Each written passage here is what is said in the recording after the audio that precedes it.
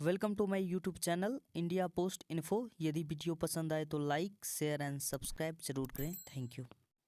आज भाई हम चर्चा करेंगे कि इस वीडियो में कि पोस्ट ऑफिस के जितने भी स्कीम्स होते हैं SB, RD, TD, MIS, SCSS, KBP, जितने भी पोस्ट ऑफिस के स्कीम्स हैं या पीएलआई या आरपीएलआई उसके अंतर्गत आते हैं तो उसमें कमीशन क्या है, जीडीएस को कितने % का कमीशन है और एजेंट जो डिपार्टमेंट के द्वारा एजेंट को भी अपॉइंट किया जाता है तो उनको कितने % का कमीशन है, इसी के रिगार्डिंग चर्चा करेंगे ऑफिशियल लेटर के माध्यम से, जिससे कि आपको कोई भी तरह का प्रॉब्लम नहीं हो, पूरी तरह से आपको सटीक जानकारी हो। तो इसीलिए जो है आप लोग जो है वीडियो को स्किप ना करें और चैनल को सब्सक्राइब जरूर करें। देखिए, अगर वीडियो को स्किप करेंगे तो समझ नहीं आएगा, सब कुछ आपको जानना जरूरी है। अगर आप डिपार्टमेंट में आ गए हैं कि कितने % का कमीशन है, नहीं तो पता चलेगा कि आप वर्क करते रह गए, आपको कमीशन मिलेगा ही नहीं, क्योंकि पता भी होना जरूरी है। तो सबसे पहले देखिए, हम सब स्कीम्स के बाद में चर्चा करेंगे। सबसे पहले आपको एक चीज़ बता देते हैं, एक लेटर इशू हुआ था 11/6/2020 को। ये टीडी से रिलेटेड एक लेटर इशू हुआ था, amendment to procedural rules in PSP CBS manual, PSP manual volume regarding. यहाँ पे देख सकते हैं, यहाँ पे है incentive will be payable to GDS SPM, GDS, PPM irrespective of the location of post office, whether in rural area or urban area, subject to the condition that the address of depositor falls within the jurisdictions of respective GDS सब post office या branch post office. हम आपको बता देते हैं कि जो जिस क्षेत्र का है ना, अगर मान लीजिए आप टीडी के रिलेटेड ये है लेटर इशू हुआ था डिपार्टमेंट ऑफ पोस्ट के द्वारा कि जो जिस क्षेत्र में मान लीजिए आपका बीओ है उसके अंदर 3 गांव पड़ रहा है या 4 गांव पड़ रहा है, तो उसी क्षेत्र का अगर टीडी आपके ही बीओ के माध्यम से हो रहा है तभी आपको कमीशन मिलेगा। लेकिन उसके बाद अगर कोई दूसरे बीओ का आदमी आके आपके में टीडी यहाँ पे खुलवा लिए हैं तो आपको कमीशन नहीं मिलेगा टीडी का। तो आप लोग पूरी तरह समझ गए हैं। कंडीशन है कि वहाँ पे आप ही के क्षेत्र का जो है मेंबर या आदमी आपके बीओ में ओपन करवाना चाहिए, नहीं तो नहीं आपको कमीशन नहीं मिलेगा, दूसरे क्षेत्र का नहीं आपके में आना चाहिए। तो आप पूरी तरह समझ गए, ये लेटर के माध्यम से टीडी के रिलेटेड था। अब हम चर्चा करेंगे कि जो है कि आपको कमीशन क्या क्या है। ठीक है, अब देखिए टीडी में कमीशन क्या है। BPM, TD commission to BPM को टीडी 1 ईयर 0.5% कमीशन है, टीडी 2 ईयर 1% कमीशन है, टीडी 3 ईयर का होगा तो 1% कमीशन है, टीडी 5 ईयर का होगा 2% कमीशन है। अब देखिए यहाँ पे क्या है, SB commission to BPM 1% of net aggregations deposit withdrawals in a financial year. ये हम पूरी तरह आपको क्लियर करेंगे एक माध्यम से कि 1% कमीशन कैसे एसबी में मिलता है। उसके बाद देखिए SAS MP KBY agent commission, ये जो है डिपार्टमेंट के द्वारा एजेंट अपॉइंट किया जाता है, महिला प्रधान क्षेत्रीय, ठीक है, बचत योजना, MPKBY का पूरा फुल फॉर्म हुआ।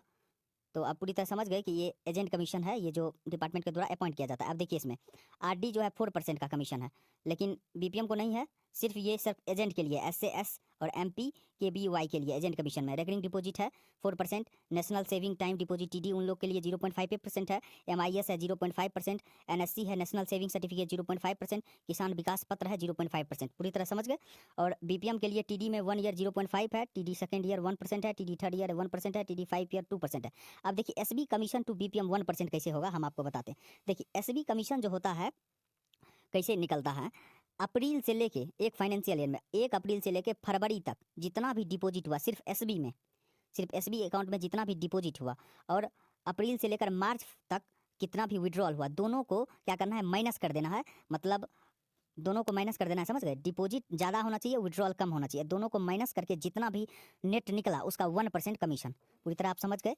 जितना भी अप्रैल से लेकर एक फाइनेंशियल ईयर में अप्रैल से लेकर फरवरी तक जितना भी डिपॉजिट हुआ आपके बीओ में, और अप्रैल से लेकर मार्च तक जितना भी विड्रॉल हुआ, दोनों को माइनस करेंगे। और रिजल्ट जो है माइनस में नहीं आना चाहिए, पॉजिटिव में आना चाहिए, तभी आपको कमीशन बनेगा। अगर रिजल्ट पॉजिटिव में आ गया तो आपको उसका 1% मिलेगा कमीशन। तो आप पूरी तरह समझ गए यहाँ पे कि बीपीएम को टीडी और एसबी का कमीशन कितना मिलता है। आरडी ये सब का कोई कमीशन नहीं है बीपीएम को। अब हम एक चीज़ बताते हैं कि पीएलआई का कमीशन है, एजेंट को भी वही है कमीशन, और बीपीएम एबीपीएम को भी कमीशन है। हम पूरी तरह बता रहे हैं आपको। यहाँ पे देखिए, पहले पीएलआई का रिगार्डिंग चर्चा करेंगे, उसके बाद हम आरपीएलआई के रिगार्डिंग चर्चा करेंगे। 2 इसके अंतर्गत आते हैं पोस्टल लाइफ इंश्योरेंस में। अब देखिए यह क्या है, procurement incentive WLA whole life insurance, CWLA convertible whole life assurance, EA endowment insurance, children policy and Yugal Suraksha. यहाँ पे देखिए क्या है कि up to and equal to 15 years, 15 year तक, समझ गए। 15 ईयर तक रहेगा तो 4% जो फर्स्ट ईयर में जितना भी प्रीमियम भरा जाएगा उसका 4% आपको कमीशन मिल जाएगा। अगर 15 ईयर से ज़्यादा हो गया लेकिन 25 ईयर तक, बट लेस देन और इक्वल टू 25 ईयर, 15 ईयर से ज़्यादा 25 ईयर तक 10% कमीशन मिलेगा उसके जितने भी एक ईयर में वो प्रीमियम का भुगतान किया है। उसके बाद देखिए मोर देन 25 ईयर, अगर 25 ईयर से ज़्यादा का टर्म है उसका तो 20% का कमीशन मिलेगा जितने भी फर्स्ट ईयर में जितने भी प्रीमियम को वो फिल किया है। पूरी तरह आप लोग समझ गए। अब देखिए यहाँ पे एक है अलग से है AEA एंटीसेप्टेड इंडोमेंट इंश्योरेंस, इसमें देखिए क्या है, लेस देन और इक्वल टू 15 ईयर, 15 ईयर तक 5% का फर्स्ट ईयर का जितने भी प्रीमियम होते हैं उसमें 5% मिलेगा, और 15 ईयर से ज़्यादा में 7% का जितने भी फर्स्ट ईयर में प्रीमियम भरे जाएंगे उसका 7% मिलेगा। अब देखिए अगर रिन्यूअल होता है, समझ गए, ये फर्स्ट ईयर का हो गया, और पीएलआई में जितने भी रिन्यूअल होंगे मतलब सेकंड ईयर से उसका 1% आपको मिलेगा। अब देखिए आरपीएलआई के रिगार्डिंग चर्चा करेंगे। आरपीएलआई में है जितना भी है कोई भी स्कीम्स है आरपीएलआई के अंतर्गत, ये अधिकांश खोलते हैं इंडोमेंट एश्योरेंस, इंडोमेंट इंश्योरेंस को संतोष कहते हैं, तो उसको उसमें कितना मिलता है, फर्स्ट ईयर में जितने भी प्रीमियम फिल होंगे उसका 10% आपको मिलेगा, पूरी तरह समझ गए। और उसको जो है रेगुलर होगा, अगर रिन्यूअल होगा तो आपको 2.5% मिलेगा। ये सभी के लिए सेम है, जीडीएस और एजेंट के लिए। तो आप लोग पूरी तरह समझ गए कि कौन कौन से स्कीम में कितने कितने परसेंटेज मिलते हैं। Thank you.